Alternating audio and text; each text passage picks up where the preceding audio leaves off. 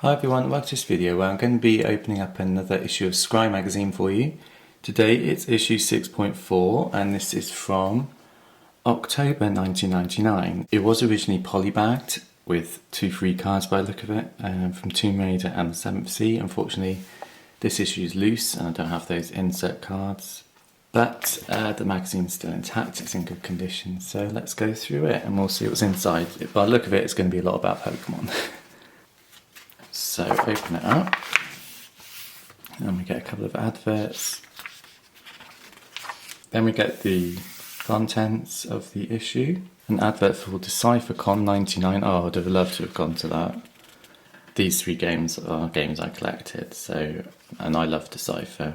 So I'd have loved to have gone to that back in the day, but unfortunately it was in America and it was 1999.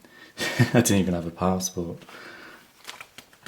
So then we get an introduction. It says here, Pokemon is hot, hot, hot. Yes, Pokemon just took off and it's always been around since. Then we get a couple of letters. Someone saying the deck list in the previous issue was illegal. And for once I've actually opened an issue that's chronological. So 6.3 was the last video I did with the Anakin Skywalker cover, so you can actually go back and look at that if you want. We get, I don't know what that is, just a Wizard of the Coast advert by the look of it. And we get the actual news page, which is the best page. So, 7th Sea gets its first expansion in November. Decipher acquires FASA, or FASA. They did Shadowrun, yep, Shadowrun. Battletech and stuff. I don't know quite what came with that. I don't think anything came with that. Like, they didn't take over any of these licenses and release stuff. Austin Powers CCG on June 22nd. Decipher announced they have the CCG license for the 2 Austin Powers movies. They unfortunately only ever made 1 set from The Spy Who Shagged Me. They didn't make International Man of Mystery. They were going to. I'd have loved it if they had, because I love both the movies. Star Trek Blaze of Glory arrives in August, and Young Jedi Jedi Council, which is the first expansion for Young Jedi, that is tentatively scheduled for September. Wizard of the Coast, of course, it's all about Pokemon. It's literally just come out at this point and they're just saying how it is exploded onto the market. Saying here there were 3,200 people queued up in the Mall of America to do Pokemon activities. So literally Pokemon just blew up onto the market and it's stayed there ever since. It's still around today. Precedents, so Babylon 5, Psycore is now in stores. Severed Dreams will arrive in October. Babylon 5, War Without End, a 2-player introductory set, ships in September. That never happened. They didn't release that 2-player set, unfortunately. And then there's other games here, Legend of the 5 Rings and Tomb Raider. So there's another article here about Tomb Raider. That's something I never collected. I didn't have a console as a child, teenager. The first console I got was probably around 99. I bought myself an N64 because of GoldenEye, James Bond GoldenEye. I really wanted that game, but I wasn't really a console person growing up. Here we get a deck list for Blaze of Glory, so you can make your own deck from those cards. Magic the Gathering, some decks for that. Young Jedi. So this is just saying what's good about Young Jedi, how to construct a deck and things. That carries on there. Bit about Endor. So we get a deck here. Magic, and then we get another Star Wars deck here, a Babylon 5 players deck there. These were good though, because I mean they were written by different people, so you got different ideas how to do a deck, and it tells you how to play the deck as well, so if you're not overly familiar with the game it can help you out, which I think is a really good idea. It's a real shame this magazine isn't around anymore. I'd have loved it. Like when Star Wars Destiny came out and stuff. Then we have Q&A. So we get Magic, which is the majority of it. There's some Star Wars here, some Young Jedi ones there as well. Again, they're saying about the deck, it was printed in the last issue, had one too many cards to take out a Tusken Raider, it's saying. Then we get Player's Guide for Magic.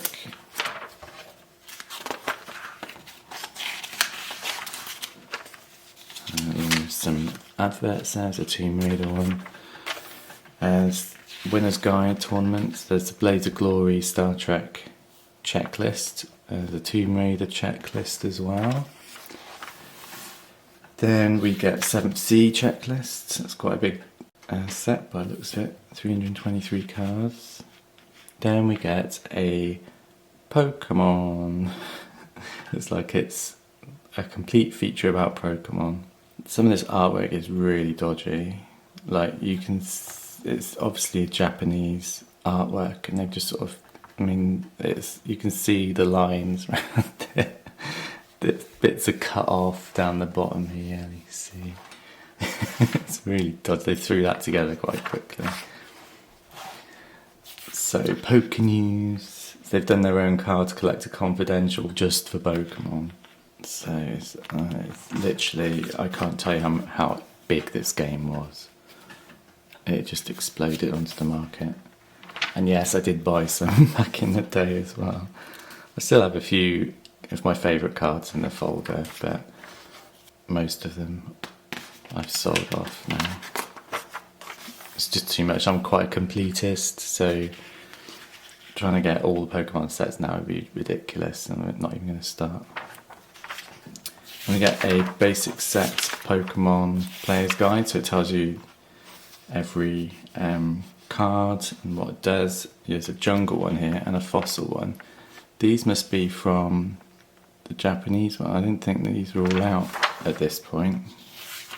These must be translated from Japan, because things like Team Rocket, Gym Leaders, I mean, these sets did come out eventually in English.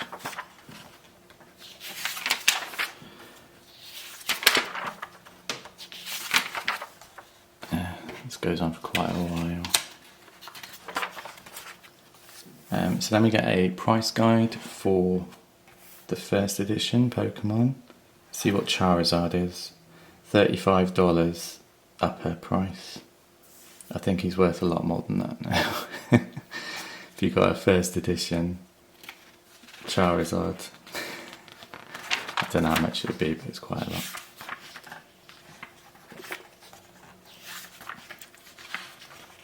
There's a few promo cards on this page. Don't think I've got any of those. I think I've got a Mew, like an ancient Mew. I think I've got that. Then we get some more decks, so it's come out of the Pokemon section, so it's back onto like Young Jedi. I'm going to have to get my Young Jedi cards out because and just have a look at them. Maybe I'll do it on my channel because I've got a complete set, I think. If you're interested in seeing Young Jedi, let me know. Might be nice just to flick through those. Then we get another deck, so we've got a light side one here, and this is a dark side one for Star Wars. And then we get the actual normal price guide, which you would have seen before. Let's just see randomly what a Black Lotus is worth back in 1999. Upper price is $450. I don't know what it is now.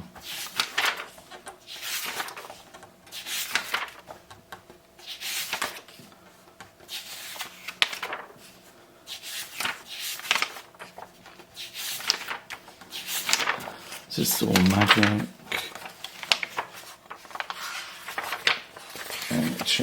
See, you can, if you've watched my old SCRYE videos, you can see how much better this is laid out. It's colour coordinated. You've got the actual logos for the sets and stuff. So this one, Star Trek top cards. They're not even printing a full price list of Star Trek in this issue. It's literally just top cards. Then we get Star Wars. It's nice to see there's still a full card list for Star Wars, all the sets. special edition up to Endor. And we get a few of the top cards from Babylon 5, along with some promos. What's the expensive promo here? Signed cards, $150 each. They're not worth that anymore. Got some promos from Star Wars CCG, X-Files. These are promos and the top cards from the expansion set. And then we get Young Jedi. We get a Young Jedi Menace of Darth Maul Player's Guide. So you can see how basic this game was, because it's literally, there's no text in any of these cards. It didn't really do a lot. And then we get another Tomb Raider advert. So there's a couple of those scattered throughout the magazine. They're trying to push that. And there's a competition there to win Pokemons. And then we get the Young Jedi advert on the back. I think that was on the back of the last issue, actually. So yeah, that's issue 6.4 of SCRYE magazine from October 1999. So I hope you enjoyed looking back on that with me, and I will see you all soon. Bye.